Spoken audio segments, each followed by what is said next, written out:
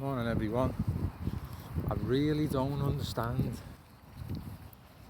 why this concept, this bit of information is not more prominent, taught in schools and just known widely generally when it's so obvious.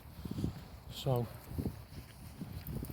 nothing exists on its own, everything exists only in relationship to other things.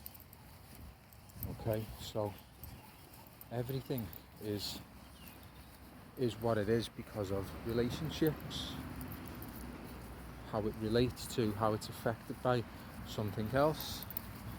So take for example, that's where you get that old question from, if a tree falls in the woods, does it make a sound? Well, of course, what sound is the frequencies of vibration reacting with some kind of hearing device, i.e. an eardrum, and the system that's connected to that. That's where the sound is.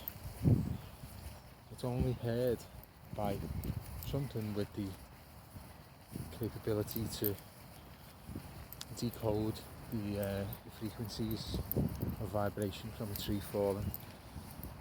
So, you've got that's a dead clear example. You've got we're always a product of our culture. We're always, and it's quite easy to see that. You grow up in a culture, then we kind of take on some of the traits and characteristics and attributes of that culture, and differences can be accounted for by the fact that we have different smaller relationships, smaller circles of influence. Then you've got something like, say, a situation where there's a bully.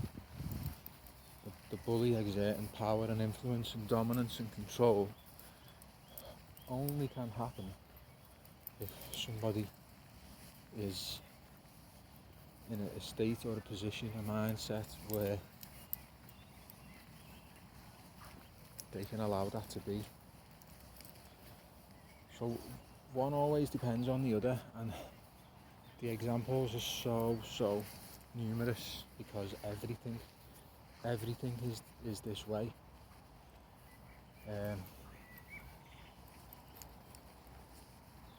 Flowers, plants, trees, grass depends on sunlight.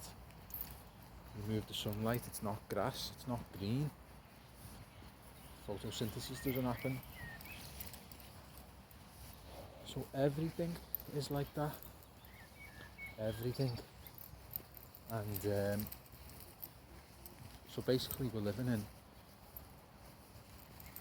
lots and lots of subsystems of interdependence. We call it interdependence. But ultimately one large system of interdependence, because this same principle happens throughout the entire universe. Planet formations and galaxies are dependent on matter and situations and events happening in relation to themselves and their own size. And so whatever scale you want to look at it on, interdependence is always there. One thing has not got its own existence from its own side. Whereas we just go about our day and our business not thinking that that's the case. Just not thinking that that's the case at all. We think everything's separate. We think the layer of the skin outside our bodies is where we as people, as individuals, stop as an entity. It's crazy. That's not where we stop. What we are comprised of is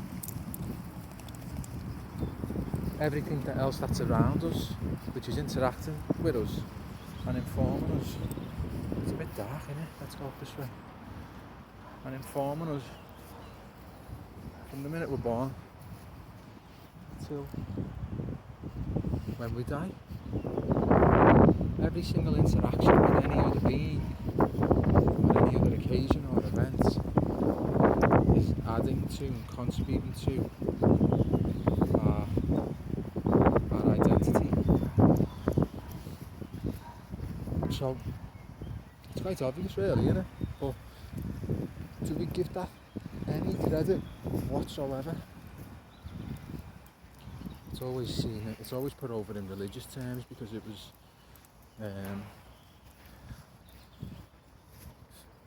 figured out and put forward as a proposition by it's a very strong Buddhist idea. Lots of other Eastern traditions, traditional Chinese, the Taoist, and it's of course represented in the symbol, the yin yang symbol, one thing being comprised of two things, black and white, intertwined. So duality is also unity, and I suppose that's why we don't give it the credit. So I can understand it, because it's like, how can two things be one? We just need to adjust our mindset really to have a clearer understanding. So yeah, if you get your heads around that one, and it'd be nice to see a shift in understanding of this nature. Look forward to seeing what kind of changes can happen in community and society when we see that there's connection between everything in numerous ways. So yeah, good morning all, have a good one, see you soon.